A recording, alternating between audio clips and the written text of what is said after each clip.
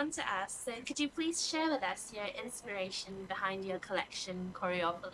Sure. So my inspiration, in a nutshell, was I really like musical theatre and I really like Hong Kong. And what would I do if I could combine it? The deeper inspiration comes from my chronic illness history. So I have a bunch of chronic illnesses, and for a long period of time in my early 20s, they really limited my mobility. This meant I couldn't walk around a lot. I was bedridden, and I missed going out. And I don't think I really missed how much I loved just walking around and taking the MTR and walking on a walkway until I was finally strong enough to get out of bed. And I would do something so random. I would go to the post office and it would take 15 minutes. But the act of walking around Hong Kong, which is a fun place to walk around, you're either underground or overground or crossing busy streets, there's color, there's life. Coming out of COVID, which was happening at the same time, and coming out of being ill, I suddenly felt like everything around me was a lot brighter and a lot more colorful. And I could feel my legs working in a way that I never thought about before. And it started to feel a little bit like everyone was kind of in this flow. And my brain took that to another level, which was like, we're all in a musical. And so this idea was sitting in my head for a very long time about, could I draw musical theatre scenes in Hong Kong? And eventually I sit on ideas for a long time, like eggs, and then they hatch. And so when the idea hatched, this is what came out.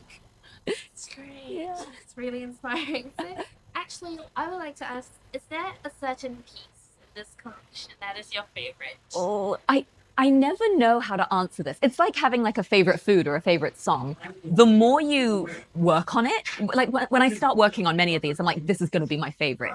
But it takes me about 30 to 80 hours to work on a lot of them. So by the 80th hour, I'm so bored. I'm like, I'm so bored with this. And so I really, they're all my children. I can't pick one. They'll get jealous. And I like different things about different ones. Some of them I really like the aesthetic, the color palette I chose. Sometimes I like the composition. Sometimes there's a very personal story. So it really depends on the whole collection, whether it's my favorite story or my favorite color palette or my favorite setting. Each one is my favorite in one way.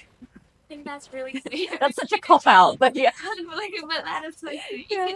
Right. So, actually, what is so unique about Hong Kong that made you, well, want to make it the backdrop for Choreopolis? And maybe, like, not other cities like London or like Yeah, other places? there's a part of me, I think, that just feels more connected to Hong Kong. In London or in New York, I'm a tourist. And also in London and New York, you've got Broadway and the West End. So it's kind of, there's something good, I think, about the collection with the juxtaposition of Hong Kong with something that is so deeply Western, like these Broadway musicals. And I think part of the appeal of the collection is having that combination of East meets West. And so when you just put musicals in New York, it's like, yeah, well, they were there anyway. And going back to being a tourist in those cities and not in Hong Kong, I think I can just represent Hong Kong a lot more intricately and with more nuance because I've grown up here, I've experienced it. This is my world. And I feel like I can play with memories and play with stories from my own upbringing here and my own experiences here. And that's what makes them special. Yeah. And it's something when it's familiar to you. Yeah, like it write what comes you more know, draw naturally. what you know. That's kind of it. Yeah. I see. All right. So, well, actually, this is something I'm really interested in as well. So, are there any, well, strengths or challenges you face when specializing in digital art? Yeah. I mean, strengths wise, I do digital art mainly because it is the most accessible one to do when I feel really sick. And I feel sick a lot of the time. And I'd taken art classes as a kid, but with the fine art and mixed media and ceramics and all the things you try as a kid, it's a lot of money and it's a lot of work. And there's just so much cleanup and so much effort and the physicality of standing at an easel or being at a kiln or cleaning up brushes or making sure things dry and you have to wait.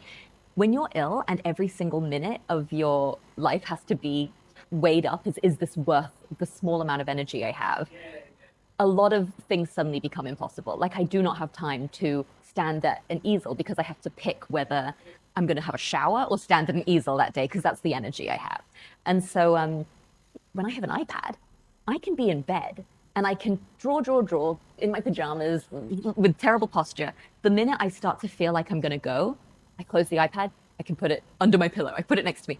There's no paint that I'm worried about crusting and drying and ruining brushes. There's no like half finished work that needs to be finished before the paint dries and I can start the next layer. There's way less stress. And so I can see why some people will look at digital art and be like, oh, so it's not real art then, because all the things you would normally have to consider with fine art are suddenly not part of the equation. Which is fine, that's true. It's a lot easier to break into, to do, to pick up, to work on. But at the same time, if it makes you happy and if you can convey feelings and emotions and messages through art, I don't think it always matters that you didn't struggle to make it. I think art should be fun to make. And if you're struggling or you're not even able to get started because you're limited, then if you find an easier way to do it, fantastic. So that's the strength. And I kind of covered the downside, which is mainly a perception thing.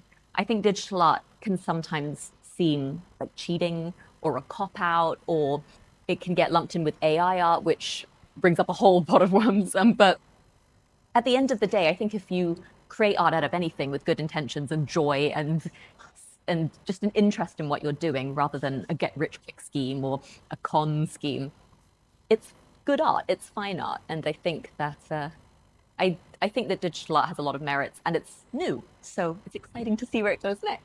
I think that's what makes you really special, Sophia, because I think you just gave a very different perspective on, well, how people usually see digital art and how else you should see it. Yeah. Actually, I mean, you can spin it either way. You can spin it as totally bad or the most useful thing to ever come.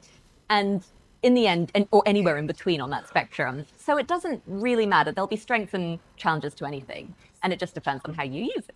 so to build on this, could I ask, is there any books you've read or anyone in your life actually that has, well, influenced your mentality in this manner? Because I see that you can give very different views on certain things that people always think is very typical. I mean, honestly, this exhibition is heavily influenced by theatre because I was a theatre kid in high school, but I wasn't a good one. I'm like the tree in the back. I was once like the left side of a table.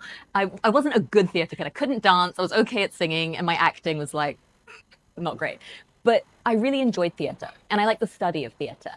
And a lot of the things I was trying to deal with when I was young and sick and not quite sure how to navigate being young and sick came from things in theatre, whether it was a monologue, whether it was a structure within a play. For example, we can get like really into the weeds here, but the whole circle theme in Choreopolis. So you'll notice every artwork is a circle. I was playing a lot with this idea of circles because the collection was not called Choreopolis until like very close to the end. When we were marketing it, the original name for the collection was All the Cities a Stage because of All the World's a Stage, which is from As You Like It, which is a Shakespeare play. And that monologue was, it's basically about life having 7 stages. And you start as a baby and you grow up and then you become an old guy and you die.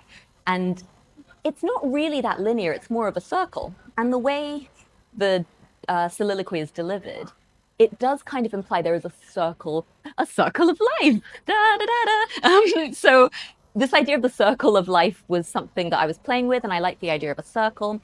But I was also thinking about my illness. And the way my illness works is there are periods of remission, which is when I'm quite healthy and I can do stuff and I look kind of normal, like right now.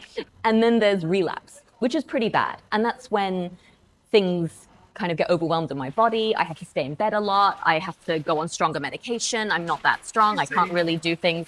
So they cycle. When I was a young kid, it was like, oh my God, I'm going to die. This relapse is so bad. What's going to happen to me? Because I never knew what would come after. But now I've done it so many times, I'm like, oh, every time there's a relapse, there's a remission. And enjoy the remission because at some point it's going to end. And this idea of cycles mimics the idea of All the World's a Stage, that monologue, which is about the cycles of life. And so while making this collection, everything kind of just kept coming back to circles. And the more I read about things like, I got I got given a lot of Buddhist books because my family was like, read a book about Buddhism. Nothing is permanent. Everything's reincarnated. So this idea through random sources, Buddhism, musical theater, even like productivity books, keeps coming back to this idea of circles. And so that's why you see circles here. And I think that is a heavy influence on how I frame life. Things just repeat themselves. And when things are bad, they have to get good because that's how it works, even if it feels like it's been bad for a long time. I think you've just put like really big ideas in the most simplest I do. I way think it was to long-winded. understand. Thank you. But that's great. Thank Yeah. you. So perhaps, do you have any tips for like any aspiring artists that don't actually have much experience? Yeah, well, I go into schools a lot. So one of my favorite things to do is going into schools, mainly in Hong Kong. In fact, only in Hong Kong, and I talk to students who might think that having a job as an artist is a bad financial decision, and they have a point. Like, I don't want to freak parents out by going in and being like, become an artist, don't be a lawyer. But I go in and I try and show them how I make money, how I get ideas, things like that. And over time, I've condensed it down into like 10 rules. And they're partly like encouragement things, partly how to get inspiration. But the 10 rules I give them. So the first one is, let's see if I can remember them. First one is to always keep a record of everything you create. Even if it's bad, like you might need it later. So always keep a record. The second thing is not everyone needs to see everything you create. You don't need to make everything for an audience. Sometimes you can make it for yourself. The third thing is that you have to make bad art to make good art. So make bad art and don't feel bad about yourself because it means you'll be closer to making good art. But at the same time, four, no one knows what bad art is. And five, no one knows what good art is. So number six is more of an inspiration idea, which is if you're ever stuck, what I do, it's pretty obvious, is I take two things, musical theater and Hong Kong, for example, and I mash them up and see if I can come up with a new idea from two things. So that's like my inspiration one. And then, oh God, I can't remember what number I'm on. But after that, I also strongly encourage diarizing your creativity, keeping a journal, like, oh, I had this idea for this, don't know what it would be, but whatever. And it's this note that disappears. And later you find it and you're like, oh, and I can mix that with that. And then I think when it comes down to actually getting started, I think a lot of people assume that it should be fun the whole time. And it's not. Creativity will feel like work. But number nine is try and enjoy the work.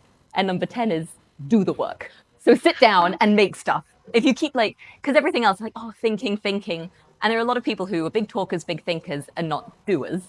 But if you can do stuff and make a portfolio, that is honestly the first thing you need. If you do not have a portfolio, if you don't have experiments that have gone wrong or gone right, then you're not building.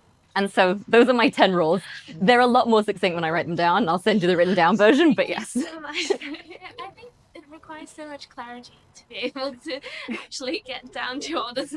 You have to remember, I spend like 10 out of 12 months of the year in bed, just thinking stuff. So this is where it all comes at the same time, that really helps you because you Yeah, have the time to slow down. it clarifies you. Yeah, Yeah. exactly. All right. So, well, perhaps one more question I have for Sure. you is like, what are your plans for your next collection? Maybe if you have any plans. Oh my goodness. So one of the things I really enjoy is storytelling. I didn't go to art school. I'm not a technically trained artist. And so when I make art, it is very focused on story. And I think a lot of artists have that, like, not to bring Taylor Swift up because she's everywhere, but Taylor Swift, she does not consider herself the most amazing guitarist or the most amazing singer, but she knows she is the most amazing lyricist. And her lyrics are what shines through her work, even though she also sings and plays the guitar.